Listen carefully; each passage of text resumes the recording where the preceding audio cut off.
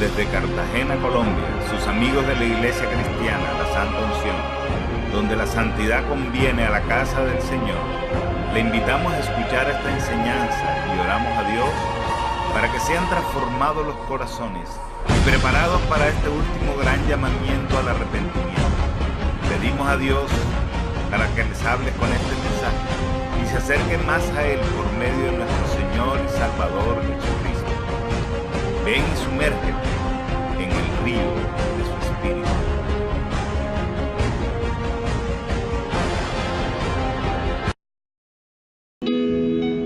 Bien, gloria al Señor. Vamos a la palabra de Dios en esta noche preciosa. Gloria a Dios. Vamos al primer libro del profeta Samuel, capítulo 6. Cuando lo encuentre me da un fuerte amén, hermanos. Bien, gloria a Dios por esta palabra. Esta es la segunda parte del mensaje del domingo. Los que no vinieron o no pudieron escuchar la predicación, por favor, les recomiendo que escuche el mensaje del domingo. Bien, la palabra de Dios dice así: los filisteos devuelven el arca. Estuvo el arca de Jehová en la tierra de los filisteos 7 meses. Entonces los filisteos, llamando a los sacerdotes y adivinos, preguntaron: ¿qué haremos con el arca de Jehová? Hacednos saber de qué manera la hemos de volver a enviar a su lugar. Ellos dijeron: si enviáis el arca del Dios de Israel, no la envíes vacía, sino pagadle expiación. Entonces seréis sanos y conoceréis por qué no se apartó de vosotros su mano. Y ellos dijeron: ¿y qué será la expiación que le pagaremos? Ellos respondieron: conforme al número de los príncipes de los filisteos, 5 tumores de oro y 5 ratones de oro, porque una misma plaga ha venido a todos vosotros y a vuestros príncipes. Haréis pues figuras de vuestros tumores y de vuestros ratones que destruyen la tierra. Salte conmigo al versículo 7. Haced pues ahora un carro nuevo y tomad luego 2 vacas que críen, o sea, 2 vacas recién paridas, a los cuales no haya sido puesto yugo, y uncid las vacas al carro, y haced volver sus becerros de detrás de ellas a la casa. Tomaréis luego el arca de Jehová y la pondréis sobre el carro, y las joyas de oro que habéis de pagar en ofrenda por la culpa las pondréis en una caja al lado de ella, y la dejaréis que se vaya. Y observaréis si sube por el camino de su tierra Bet-Semes. Él nos ha hecho este mal tan grande. Y si no, sabemos que no es humano la que nos ha herido, sino que ocurrió por accidente. Versículo 12. Las vacas se encaminaron por el camino de Bet-Semes y seguían camino recto, andando y bramando, sin apartarse ni a derecha ni a izquierda. Y los príncipes de los filisteos fueron tras ellas hasta el límite de Bet-Semes. Y los de Bet-Semes segaban el trigo en el valle, y alzando los ojos vieron el arca y se regocijaron. Cuando la vieron, el carro vino al campo de Josué de Bet-Semes, y paró allí donde había una gran piedra, y ellos cortaron la madera del carro y ofrecieron las vacas en holocausto a Jehová. Y los levitas bajaron el arca de Jehová y la caja que estaba junto a ella, en la cual estaban las joyas de oro, y las pusieron sobre aquella gran piedra. Y los nombres de Bet-Semes sacrificaron holocausto y dedicaron sacrificios a Jehová en aquel día. Cuando vieron esto, los 5 príncipes de los filisteos volvieron a Ecrón el mismo día. Amén. Bien, hablaré el tema esta noche. Le he puesto por título: el arca de la presencia de Dios es de vuelta. Y esta es la segunda parte del mensaje del domingo. Usted ya conoce el antecedente de cómo capturaron el arca los filisteos. No fue algo fortuito, no fue algo que se dio de la noche a la mañana. Note que ya desde el versículo 2 del primer libro de Samuel, Dios había enviado a un profeta que le dijera a Elí que, aunque antes había dicho que la casa de Elí y la casa de su padre andarían delante de él perpetuamente, Pues ahora había dicho Jehová que nunca yo tal haga, porque yo honraré a los que me honran, y a los que me desprecian serán tenidos por poco. Habíamos visto el domingo que Samuel hace parte de los jueces de Israel. Estaba Samuel en un plano, en un contexto donde cada uno hacía lo que bien le parecía y que no había Dios de Israel. Ese es el contexto en que se desarrolla el libro de Samuel, un libro donde muestra un pueblo en decadencia, donde muestra un pueblo que ya le estaba dando la espalda a Dios. Con todo, Dios le habla a Elí por medio de este profeta anónimo, y Elí no hace nada en arrepentimiento para volverse a Dios. Luego Dios le habla al mismo Elí por el profeta Samuel de que iba a hacer una cosa grande en Israel, que los que lo oyeren le retiñirían los oídos, y con todo Elí no hace nada por arrepentirse y cambiar su conducta. En el capítulo 4, 20 años después que Dios le habla a Elí por medio del profeta Samuel, los filisteos capturan el arca. Y ahora vemos que los filisteos traen el arca a su tierra. Y aquí hay una gran enseñanza. Voy a comentar algunas partes del capítulo 5. Y aquí hay una gran enseñanza.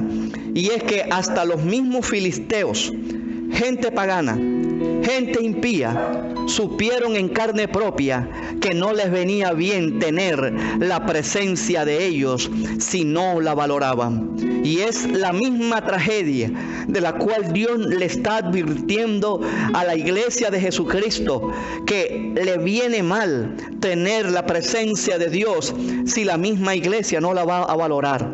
Es decir, ellos iban a tener la presencia de Dios como un amuleto, como algo de superstición, como algo que pueda traer la buena suerte. Y en el capítulo 5 dice la Biblia que pusieron el arca de Dios al lado del dios de los filisteos, Dagón. Era mitad humano, era mitad pez. La parte superior del dios Dagón es representada como un pez. Y lo pusieron al lado de un dios falso. Pusieron la presencia de Dios al lado de un sistema religioso falso. Solo los extraños pueden hacer eso. Solo los impíos pueden poner la presencia de Dios al lado de un cuarzo, al lado de una virgen, al lado de un santo, poniendo la misma presencia de Dios. De una u otra manera nosotros vemos que en algunas casas hay Biblias abiertas, como si la misma Biblia pudiera tener el poder, porque solamente la abren de hacer maravillas y hacer milagros. Aún gente, la iglesia está poniendo aún a la misma presencia de Dios al lado del dios Dagón de los pactos en dinero. Solo la gente extraña puede hacer eso. Solo los impíos pueden hacer eso. Pero no les está permitido hacer de la presencia de Dios un culto pagano a los hijos de Dios. ¿Cuántos están de acuerdo? Algunos han empezado a creer que ser cristiano es ser compatible con el mundo. La Biblia dice categóricamente: no améis al mundo ni las cosas que están en el mundo, que si uno ama al mundo, el amor del Padre no está en él. Y la iglesia tiene que definirse completamente por el Dios Santo y no poner a Dios junto al Dagón del dinero, y no poner a la presencia de Dios, porque ahora nosotros estamos cargando la presencia de Dios en nuestros corazones, junto al Dios Dagón del sexo, junto al Dios Dagón de pactar con dinero, con Dios, junto al Dios Dagón del mercantilismo evangélico, junto al Dios Dagón de los intereses personales, y junto al Dios Dagón de la ley del menor esfuerzo en la iglesia, en los corazones de la iglesia. Alguien dice amén a esto, hermanos. Ay. Más temprano que tarde, Dios va a intervenir ese sistema metido en la iglesia. Dagón boca abajo, Dagón tumbado. En la primera vez, la primera noche, la primera mañana, Dagón estaba tumbado. La segunda vez, Dagón no solamente estaba tumbado, sino que la cabeza de Dagón estaba cortada y también las manos de Dagón estaban cortados. Los filisteos encontraron que por haber hecho esto, empezaron a enfermarse y a morirse y a salirles tumores. Y no pudo Dagón sostenerse ante el arca, porque nada ni nadie puede sostenerse ante la presencia de Dios. Los filisteos, al ver que se agravó la mano de Dios sobre ellos, dijeron: no quede con nosotros el arca del Dios de Israel. Le preguntaron a los príncipes de los filisteos y preguntándole, y decidieron tirarle la papa caliente a los de Gad. Y dice la Biblia que solamente con pasar el arca de Dios por Gad, por el camino de Gad, la mano de Jehová estuvo contra Gad en gran quebrantamiento, y los habitantes de Gad empezaron también a llenarse de tumores. Ellos dijeron: mejor que el arca no esté con nosotros, y tiraron esa papa caliente a Ecrón. Usted lo puede leer ahí en el versículo 10 al 12. Allá también hubo tumores. En Ecrón hubo tumores. Y en el capítulo 6 comienza diciendo el versículo 1 que el arca de Jehová estuvo en la tierra de los filisteos 7 meses. Es decir, tuvieron el arca de Jehová, tuvieron el arca de la presencia de Dios por no valorarla. La tuvieron de pueblo en pueblo, de población en población, y esto trajo como consecuencia la muerte. ¿Cuántos están de acuerdo y dicen amén, hermanos? Devuelvan el arca, dice aquí el capítulo 6, porque hay cosas, hermanos, que pueden ser buenas para uno y malas para otro. Y la presencia de Dios puede ser buena para unos. ¿Cuántos dicen amén? Pero la presencia de Dios también puede ser malas para otros. No digan ni amén ni ay, ay, ay. Esto es lo que nos está enseñando aquí, tanto para israelitas como para los filisteos. Los israelitas no la valoraron, empezaron a creer acerca de la presencia de Dios como si Dios mismo fuera un amuleto de la buena suerte. Llevaban años, décadas, portándose mal, rechazando los profetas, rechazando la palabra, y en el tiempo de guerra creyeron que el solo hecho de traer el arca les iba a servir. Y así no es. Sin santidad nadie verá al Señor. Experimentaremos más las victorias andando en santidad. No importa aunque el viento sople de manera contraria. Tenemos que tomarnos en serio la vida cristiana. Tomémonos en serio el ayuno que Dios ha convocado. Sé cuando Dios me habla. A veces últimamente veo que Dios me está diciendo cosas así enseguida, ahí a bocajarro, para que se lo diga a la iglesia. Tomémonos en Dios en serio este ayuno que se ha convocado. Si no lo estás haciendo, hombre, coge estos días que faltan y dile: Señor, perdóname, desde mañana empiezo. Tomémonos en serio la obra que Dios empezó a hacer en medio nuestro, en esta iglesia. Que por no valorar la presencia de Dios, hermano, vienen juicios. Lo mismo que Pablo está diciendo con la cena del Señor. No estoy diciendo nada extraño.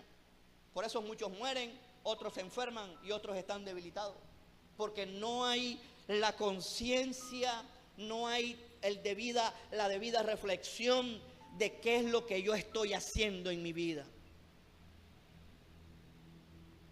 Tenemos, hermanos, que mirar realmente qué está pasando. Dios quiere más de esta iglesia. Dios quiere más de esta iglesia, dije. ¿Qué nos está pasando, hermanos? Mire lo que dice el versículo 7 del capítulo 6. Cómo los adivinos de los filisteos creyeron que se podía solucionar el problema. Pero aquí hay una lección muy tremenda. Dijeron los adivinos: hagan ahora un carro nuevo. O sea, tenían que hacer como una carroza. Hay un carro. Y tomad luego 2 vacas que críen, a las cuales no haya sido puesto yugo, y uncid las vacas al carro, y haced volver sus becerros detrás de ellas a casa. Mire, hermanos, qué cosa más extraña. Oiga, yo le tiré cabeza hoy. Oiga, se murieron los filisteos de Ecrón, de Gad y los ecronitas. Se murieron por no valorar la presencia de Dios. Pero ahora había un par de animales que no se murieron por llevar la presencia de Dios. Cójame ese trompo en la uña. Aló. Oscar está rascándose la cabeza. Cójame ese trompo en la uña. Miren, hermano, los que saben de ganado aquí, ¿cuántos saben de ganado? Doña Didier. Bueno, más o menos ahí. Le voy a hacer una pregunta. ¿Qué le parece una vaca recién parida? ¿Cómo es esa vaca?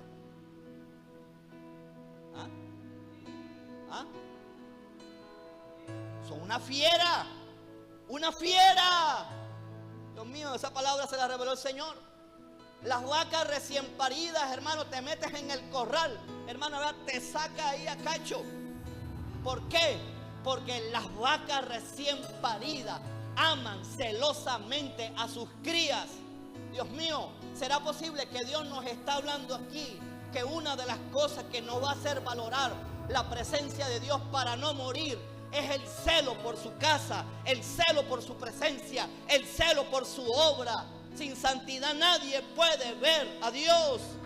Eso nos da vida, hermanos. Dios mío, hermano, cuánta excusa hay en el pueblo de Dios. ¿Usted cree que se comporta como una vaca recién parida? Aún nosotros, ¿verdad? Somos humanos. Aún las madres que de verdad que tienen esa naturaleza natural de proteger a sus hijos. Hermano, vea, yo veo aquí que Dios quiere esa actitud de estas vacas recién paridas. No me eche cuento y no estoy aquí especulando. Eran recién paridas. 1, 2, nadie les había puesto una cuerda encima. ¿Qué me dice doña Didier? Doblemente fiera.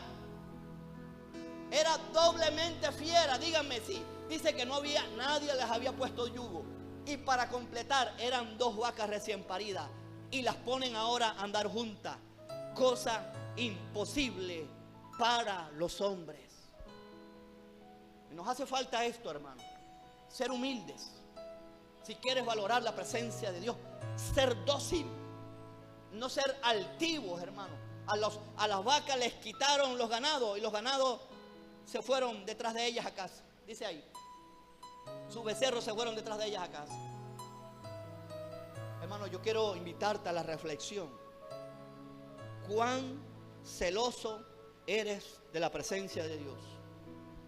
¿Con qué actitud vienes a la casa de Dios? ¿Con celo? ¿O vienes resabiado porque te pusieron un yugo? ¿Aló? ¿A cuánto Dios les está hablando, hermano? Vea, se los digo, aprendí mucho. Y dice, Señor, háblale a la iglesia esta noche, los que vayan. Porque los que vayan valoran la presencia de Dios. Y aquí nos está dando Dios principios. Al final te voy a dar los principios para mantenerse refrescado en la presencia de Dios. Todo lo que nos enseña la palabra. Para que mañana no estemos con la misma excusa, hermano. Oiga, estas vacas eran tremendas. Estas vacas, mira lo que dice el versículo 12. Mira lo que dice el versículo 12. La actitud para llevar la presencia de Dios. Mira lo que dice el versículo 12. Dice que, del capítulo 6, dice que las vacas se encaminaron por el camino de Bet-Semes. ¿Qué hay que hacer para llevar la presencia de Dios? Número 1. Ahí lo dice en su Biblia, hermano. ¿Qué dice, Rafa? Anduvieron por camino de rectitud. Aló, dígame si esto es difícil. Número 2, andando. Es decir, que estas vacas no retrocedían. ¿Cuántos me dicen un amén, hermano? Dígale al hermano que está solo, dígale, no retroceda. cargas la presencia, andando. Pero también dice que bramando. ¿Usted cómo lo aplicaría acá? ¿Ah? Orando, alabando, no quejándose, no murmurando, dándole la gloria a Dios. ¿Cuánto lo reciben, hermano? Y le damos un aplauso grande al Señor. Gente que viene a la iglesia, no, hermano, tenemos que parar eso, hermano. Deja de venir bramando, o sea, hablando en sentido negativo. Deja de venir mugiendo, ¿sí? Así se dice a las vacas, mugen.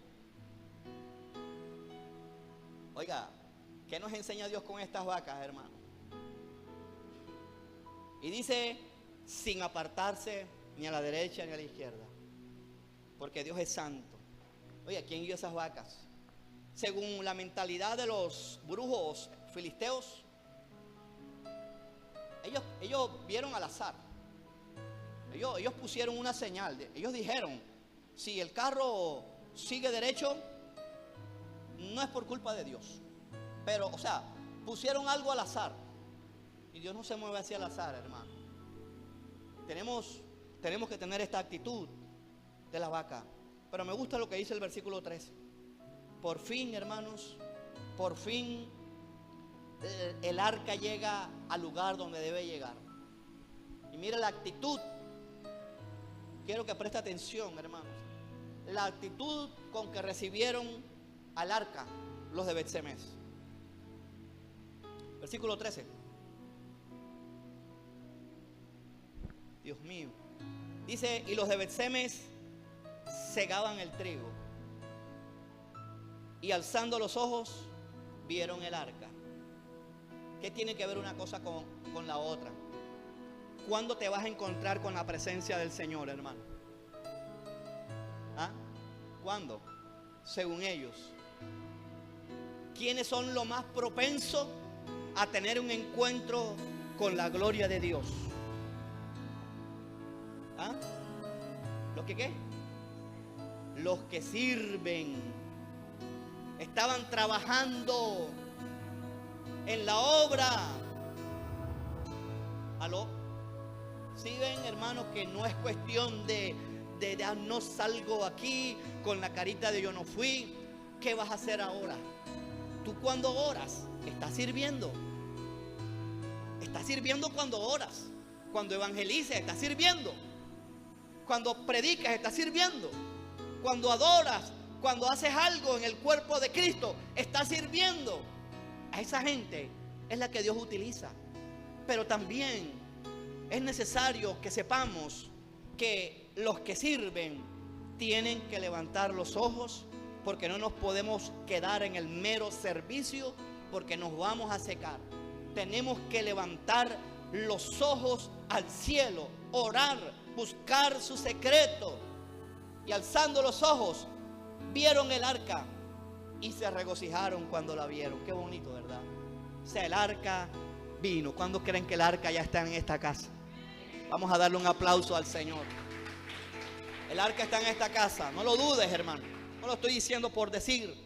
No lo estoy diciendo por llenar un espacio en la predicación, hermanos. En la antigüedad los levitas, los de Bet-Semes, mandaron a llamar a los levitas para que cargaran el arca. Los levitas eran los encargados de cargar el arca.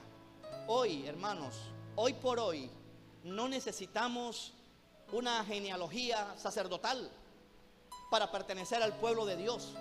Dice la Biblia que por la sangre de Cristo nosotros somos hechos reyes y sacerdotes. Ahora, de ahí en adelante, nosotros cargamos el arca de Dios en nuestros corazones. ¿Cuántos creen esto verdaderamente? Para que de aquí en adelante, hermanos, no estemos viendo, hermanos, programas inmundos. No sé cómo hay cristianos, hermanos, que se deleitan en los Simpsons, hermano. Aló. Programa que ministra antivalores morales, antivalores familiares, ministra los Simpsons. Y ministra antivalores cristianos. Oiga, ahí pasaban para promocionar ese programa unos años atrás. No sé ahora. Presentaron a Bart Simpson orando en la comida. ¿Sabe la oración que él hacía? ¿Cuántos lo saben? Hermano, eso sale ahí por las propagandas. Le decía: Señor, gracias por nada, porque esta comida lo compró mi papá. Así lo decía. ¿Ah? Y cristianos amando a Bart Simpson. Mi programa favorito, Bart Simpson. Ahí no puede haber presencia de Dios, hermano. Yo lo entiendo, de verdad, con el amor se los digo. Usted no es para que esté perdiendo tiempo en ese programa de la agencia. Reinados de belleza, novelas. De manera que tienes la gloria de Dios dentro de ti y te pones a ver esas cosas. Entonces, que no se extrañe que haya sequía, que haya muerte, que haya, no sé, tumores. Yo le oro para que Dios le hable, hermano. He tratado de no hacer violencia a la palabra. Aquí está, hay cosas en la Biblia que son muy duras a veces decirlas, pero hermano, toca decirlas. Necesitamos valorar esto. Las cosas que estás aprendiendo en el discipulado. Dejar las excusas, hermano, de verdad. Dejemos las excusas. Porque ¿qué hacen los sacerdotes en las casas ahora? ¿Qué hacen? Algunos están cocinando, otros raspando el caldero.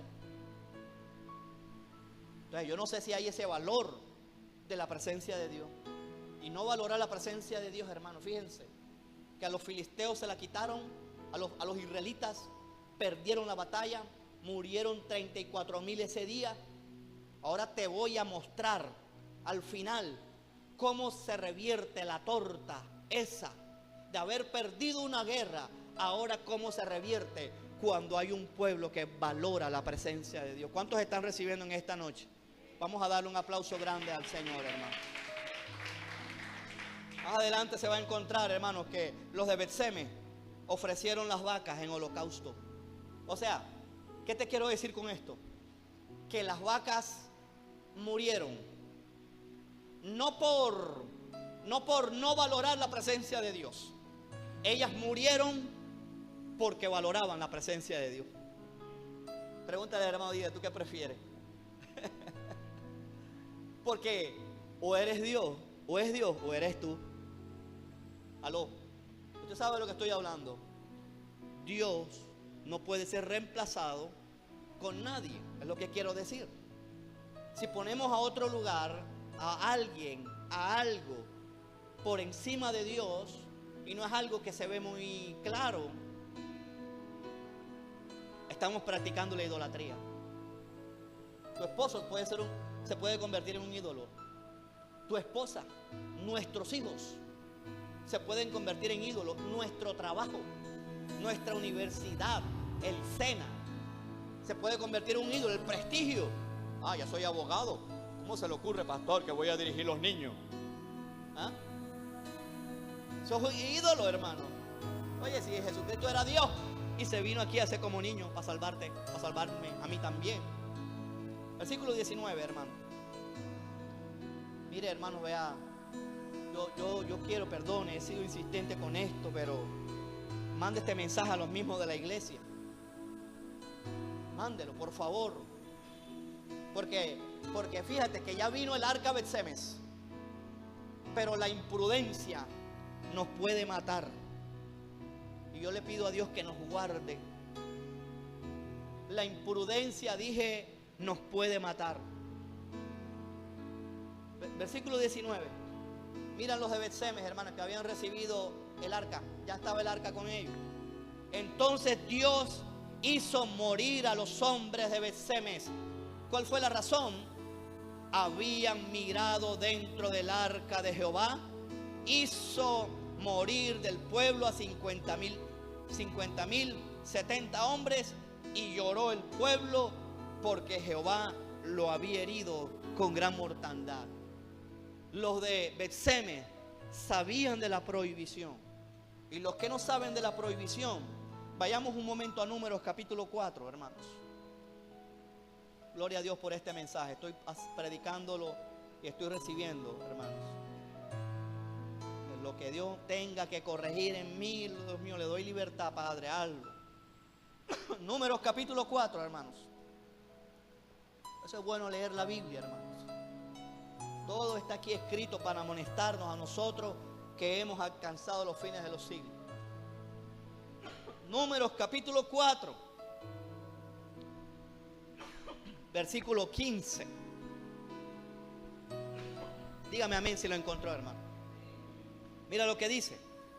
Y cuando, tarea de los levitas, versículo 15, y cuando acaben Aarón y sus hijos de cubrir el santuario y todos los utensilios del santuario, cuando hayan que mudarse. Mira, los levitas tenían esa tarea. Bueno, la nube de Jehová se está moviendo, vamos a recoger muchachos, los de la carpa, los utensilios, los encargados del altar de bronce, era algo bien organizado, el ministerio de niños, vamos a mover lo que tenga que mover, hermanos, y viene Dios y le dice que cuando Él diera la orden de mudarse de campamento, vendrán después de ellos los hijos de Coat para llevarlos, pero no tocarán cosa santa. Ay, pronto el necio allá, oye, vamos a tocar el candelero de oro, oye, sí pesa. O sea, tomar, hermano, las cosas de Dios, hermano, sin temor y sin reverencia, trae muerte. Lo vimos el domingo. Aquí lo dice bien claro. No tocarán cosa santa, no sea que mueran. Estas serán las cargas de los hijos de Coat. Solamente los coatitas podían tocarlo, pero era para llevarlo, ¿verdad? Y como ellos iban en medio del pueblo cuando descansaban, oye, ahora ahí vamos a ver cómo es los cubiertos, las tenazas para recoger la ceniza. Necesito que me la prestes un momentico. El versículo 20 de Números 4 dice: no entrarán para ver cuando cubran las cosas santas, porque morirán. Hermano, tiene que haber reverencia. Tiene que haber reverencia en las cosas que hacemos, en las cosas de Dios. No podemos venir a servir aquí porque me tocó. Porque me tocó. Ahora, de ahora en adelante, entonces, cada vez que no sienta nada, entonces le digo al pastor que ponga otro. Las dos cosas son igual de peores. Tienes un tiempo ahí para que te prepares. Los de la alabanza ministran siempre. Allá te ponen cada 15 días, una vez al mes, para tomar esto sin importancia. Lo que te pongan a hacer, que te pongan en la puerta, que te pongan a repartir sobres, algo. Capítulo 7, hermanos. El arca se va para Kiriat Jearim, hermanos. Uno solo lo recibe. Uno solo. Capítulo 7 de Primera de Samuel. El arca por fin queda, después de lo de Bet-Semes, de esta tragedia, de esa mortandad que hubo ahí, de unos cuantos pusieron a chismosear, a ver la tapa ahí que había en el arca. Murieron unos. Ya es menos. Pero la imprudencia, la inmadurez en la administración de las cosas del Señor trae muerte.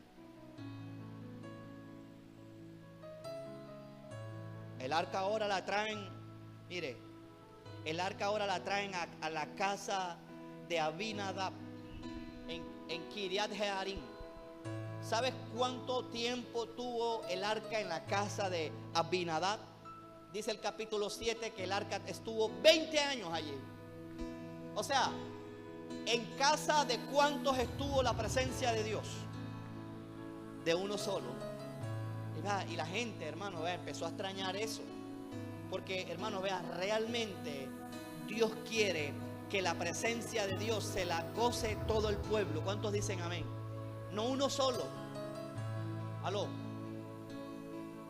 hermano. Dios quiere que su presencia se la goce todo su pueblo, no uno solo. Y aquí aparece otra vez Samuel. Estaba perdido Samuel. Pero estaba predicando, hermanos. Es lo que se dice. Y viene el profeta Samuel y trae una renovación al pueblo de Israel. Y es la parte final de este mensaje. Y quiero que prestes atención de cómo podemos tener una renovación permanente y hacer que la presencia de Dios esté siempre en nuestros corazones. ¿Cuántos reciben estas palabras, hermano? Vamos a darle un aplauso grande al Señor. Capítulo 7, hermano, un mensaje muy sencillo, no recargado de teología, ni de premisa, ni de argumento. Capítulo 7, hermanos. Wow. Dice el versículo 2: desde el día que llegó el arca a Kiriat Jearim, pasaron muchos días, 20 años, y toda la casa de Israel lamentaba en pos de Jehová. O sea, la gente empezó a extrañar. Oye, ¿por qué el arca está allá en la casa de Abinadab y no está en el tabernáculo? Vamos a traerla para el tabernáculo de nuestros corazones. Y aquí hay una serie de pautas. Grábala en tu corazón. A veces somos muy sujetos a flaquear por los problemas, hermanos. Hay problemas que golpean, hermanos. Pero, hermanos, vean, la presencia de Dios es más grande. El profeta Nehemías, al construir los muros de Jerusalén, él dijo esto. Dijo que el gozo del Señor era su fortaleza. Estoy en esa onda ahora, hermanos. No importan los problemas, el gozo del Señor es nuestra fortaleza. ¿Cuántos dicen amén, hermano? Mire lo que enseña Samuel. Cómo traer una renovación permanente a nuestras vidas. Capítulo 7, versículo 3. Apunte esto, hermano. Todo está allí en el capítulo 7. Número 1. Volverse de todo corazón al Señor. Eso es muy complicado, hermano, pregunto. El profeta Samuel les estaba diciendo que si querían que Dios los librara de la mano de los filisteos, de la escasez, de la enfermedad, de la pobreza, tenían que volverse a Dios de todo corazón. Mira lo que dice el versículo 3. Habló Samuel a toda la casa de Israel diciendo: si de todo corazón, Dios mío, os volvéis a Jehová, quiten los dioses ajenos y a Astarot de entre vosotros, y preparad vuestro corazón a Jehová, y a Él solo servid. ¿Y cuál es la consecuencia de todo esto? De que Dios les libraría de las manos de los filisteos. ¿Cuántos quieren que Dios les libre de la mano de los demonios, hermano? Hermano, vuélvete a Dios de todo corazón. Saquemos los ídolos, hermanos, que están ocupando, que impiden, hermanos, que diezmemos, que le demos a Dios lo que le corresponde. Ídolos que se levantan. ¿Quieres la protección de Dios, hermano?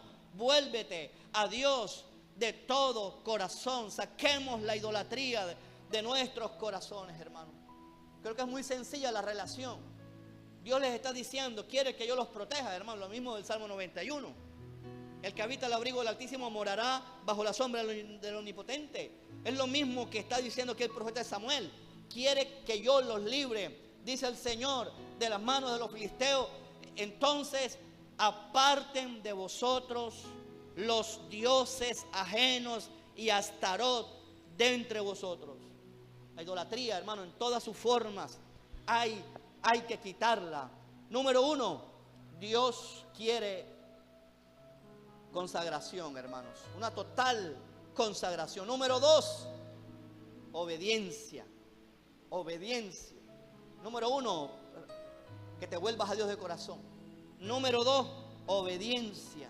El versículo 4 es muy claro. Dice que los hijos de Israel quitaron los Baales y Astarot y sirvieron solo a Jehová. A Dios no le impacta tanto, hermanos. Te soy franco. Quizá pueda parecer contradictorio. Ni que vengas a la iglesia. Y tienes que venir, ¿verdad? Que la Biblia habla de no dejen de congregarse. Pero ¿de qué sirve venir a congregarse si no hay obediencia? a la palabra. Si no la lees, ¿cómo vas a saber lo que Dios quiere que tú obedezcas? Lo que Él obedezca. Lo que tú obedezcas, perdón. Número 2, Dios quiere obediencia. Obediencia, obedece. Número 3, ¿cómo podemos hacer que la presencia de Dios permanezca? Porque ya vino, permanezca. Orar, hermanos. Orar. Es una cátedra, a veces, hermanos, que nos cuesta aprender. Una materia, hermanos, que a veces nos rajamos. Orar, hermano, orar. Dice el versículo 5. Y Samuel dijo: reunid a todo Israel en Mizpa y yo oraré por vosotros a Jehová. La victoria sobre Satanás y los demonios va a depender proporcionalmente de tu vida de oración. Menos oración, más victoria del infierno. ¿O por qué creen que el Señor nos enseñó a orar y nos dijo: líbranos del mal? O sea, Jesús nos estaba enseñando a que si íbamos a orar, que dentro de la oración pidiéramos la victoria sobre Satanás y los demonios. Vea, hermanos, vienen tentaciones, vienen ataques del diablo. ¿Cuántos lo creen, hermano? Pero yo prefiero que no me cojan con los pantalones abajo, con la guardia baja, descalzo, descamisado, sin la armadura, y va a atacar, hermano. Aquí estoy firme en Cristo. La oración, hermano, nos hace depender de Dios. Dejar de orar nos expone a la derrota. El que valora la presencia de Dios tiene que orar. Deja de orar para que vea cómo vas a ser atacado en tu mente, en tu cuerpo inclusive. Número 4. Dios quiere limpieza, hermanos. El versículo 6 dice que se reunieron en Mizpa y sacaron agua y la derramaron delante de Jehová. Hermano, limpieza. El agua es para bañarse. El agua es para limpiarse. Y Dios está pidiendo en esta noche que nos limpiemos los ojos, las manos, la mente, los pensamientos. Limpiémonos, hermanos, con la palabra de Dios. La palabra de Dios hace el papel del agua. Es agua. Es agua. Y mientras más leas la palabra, tú vas a decir: Dios mío, qué mal estoy. Dios mío, cómo estoy despeinado. Cuando vea, Señor, se me ocurrió el maquillaje ahí, las mujeres. Porque la Biblia es el espejo para el creyente. A donde se debe mirar es la palabra de Dios.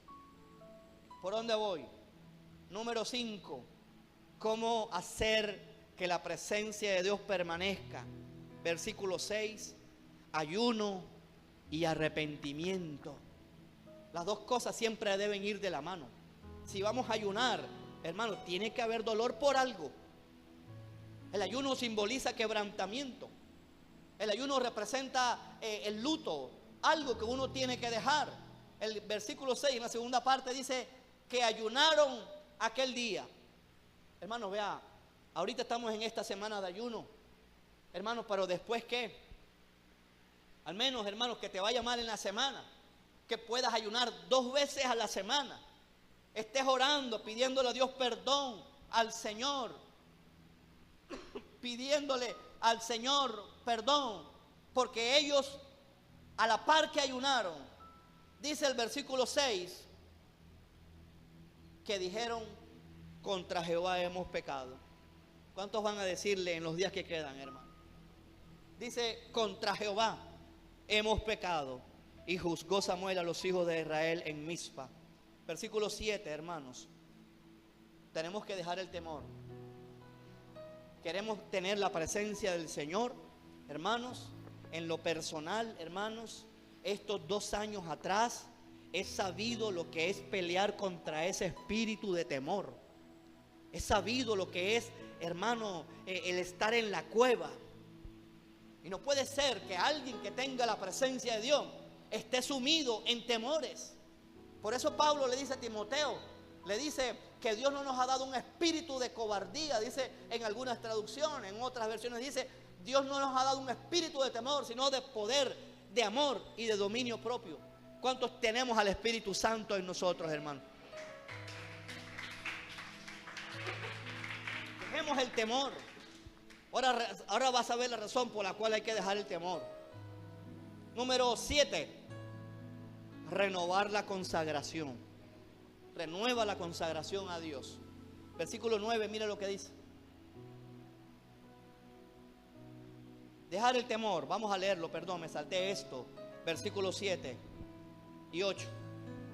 Dice: cuando oyeron los filisteos que los hijos de Israel estaban reunidos en Mizpa, subieron los príncipes de los filisteos contra Israel. Y al oír esto, los hijos de Israel tuvieron temor.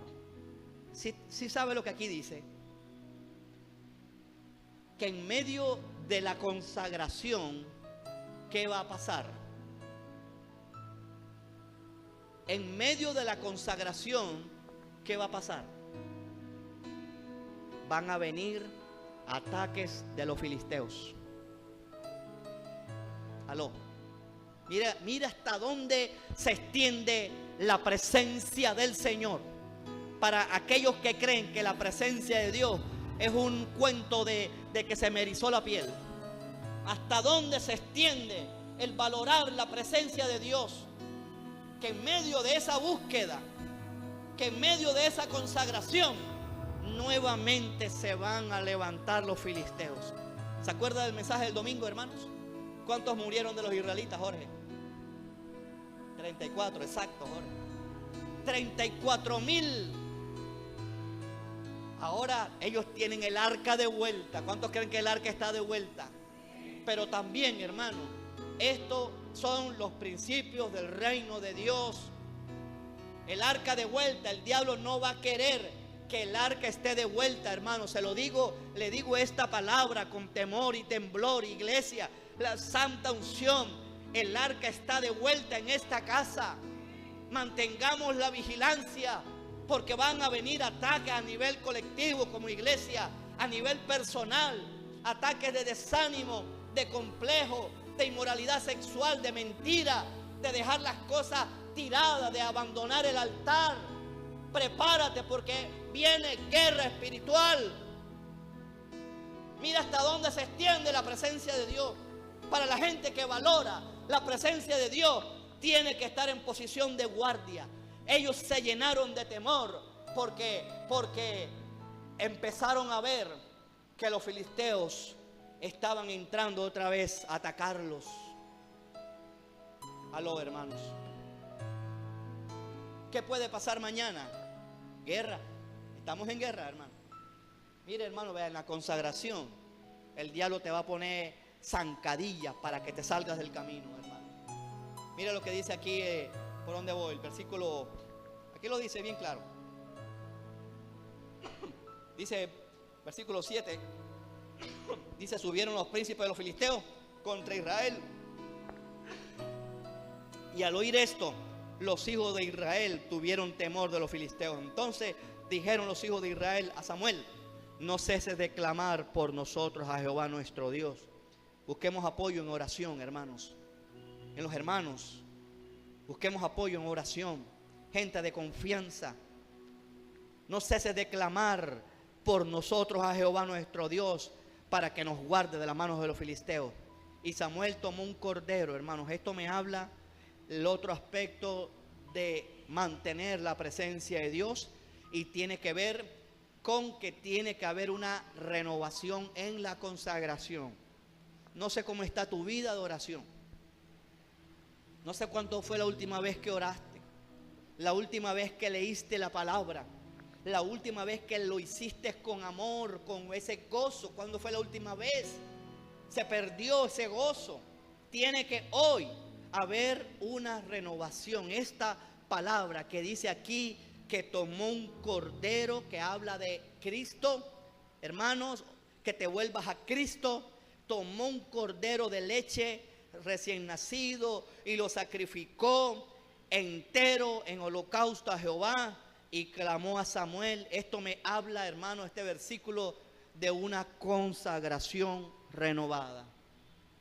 Me hubiera gustado que hubiese venido más gente, hermano, porque a fin de cuentas este mensaje es para el pueblo de Dios. Mucha gente se pierde, ¿verdad?, de no valorar la presencia de Dios, y después, hermano, por no tener el fundamento bíblico de lo que es la presencia de Dios, cometemos horrores. Y lo que a nosotros nos puede parecer como algo simple, pues Dios se lo toma muy en serio. Mira lo que dice aquí el versículo 10. Y aconteció que mientras Samuel sacrificaba el holocausto, los filisteos, hermanos, que viene a la mitad de la consagración o al final, los filisteos llegaron para pelear contra los hijos de Israel. Mas Jehová tronó aquel día con gran estruendo sobre los filisteos, gloria a Dios, y los atemorizó. ¿Cuántos creen esto? Y fueron vencidos delante de Israel. ¿Se acuerdan de la guerra del capítulo 4? Murieron 34,000 por no valorar la presencia de Dios. Ahora, como empezaron a valorar la presencia de Dios, hermanos, Dios les dio la victoria sobre los filisteos. Dios le va a dar la victoria, hermana Didier, a esta iglesia completa. ¿Cuántos lo reciben de verdad, verdad? Apláudale, hermano. Consagración, hermano. Consagración. Dice que fueron vencidos. Y mire el aspecto final de valorar la presencia de Dios. No sé cuántos lo van a recibir, hermano. Dice, versículo 11. Mire el último aspecto y esto lo hemos dicho en estas semanas atrás. Y saliendo los hijos de Israel, versículo 11, de Mizpa, siguieron a los filisteos, hiriéndole hasta abajo de Betcar. Tomó luego Samuel una piedra, hermano. Tienes que levantar la palabra. Valoras la presencia y tienes que levantar la palabra. Y la palabra la puso entre Mizpa y Sen. Y le puso por nombre Eben-Ezer. Eben-Ezer significa hasta aquí nos ayudó Jehová. ¿Cuántos creen eso, hermano? Ese hasta aquí parece como si fuera desde allí hacia el pasado. No, es que esta Eben-Ezer significa que hasta hoy nos ayudó Jehová. Y mañana vas a tener tu Eben-Ezer y vas a decir, hasta mañana me ayudó Jehová. El viernes, hasta el viernes me ayudó Jehová. Porque Dios es nuestro ayudador y nuestro socorro. Dice aquí la Biblia, le puso por nombre Ben-Ezer, y diciendo, hasta aquí nos ayudó Jehová. Así fueron sometidos, gloria a Dios. ¿Cuánto vamos a tener esa victoria? Los demonios no nos pueden someter. No nos pueden someter en el nombre de Jesús. Así fueron sometidos los filisteos y no volvieron más a entrar en la santa unción. No volvieron a entrar por la consagración, hermano. No volvieron a entrar más en el territorio de Israel. Y la mano de Jehová estuvo contra los filisteos todos los días de Samuel. ¿Y qué dice el versículo 14? ¿Cuántos lo reciben? ¿Qué dice, hermano? Y fueron, dígalo fuerte, hermano, fueron restituidas, Oscar, a los hijos de la santa unción, las ciudades, los trabajos, los empleos, los dineros retenidos, hermano. No parece, Señor, no sé cuántos están, hermanos, recibiendo. Habían tomado a los israelitas, que los filisteos habían tomado a los israelitas desde Cron hasta Gat, e Israel libró su territorio de manos de los filisteos, y hubo paz entre Israel y el amorreo. Viene restitución para esta casa. Apláudele que él vive. Una restitución. Pero ya usted sabe todo lo anterior, hermano. Valoremos la presencia de Dios, hermano. Busque el rostro de Dios. Vuelva a levantar la palabra. Tenga un rato de comunión con Dios. Dejemos la peleadera en las casas. Dejemos la división en la iglesia, el celo, las contiendas, que eso, hermano, va apagando al Espíritu Santo. Vamos a orar en esta noche, hermano, y sé que hay un pueblo diferente en esta noche. Por algo están ustedes aquí en esta noche.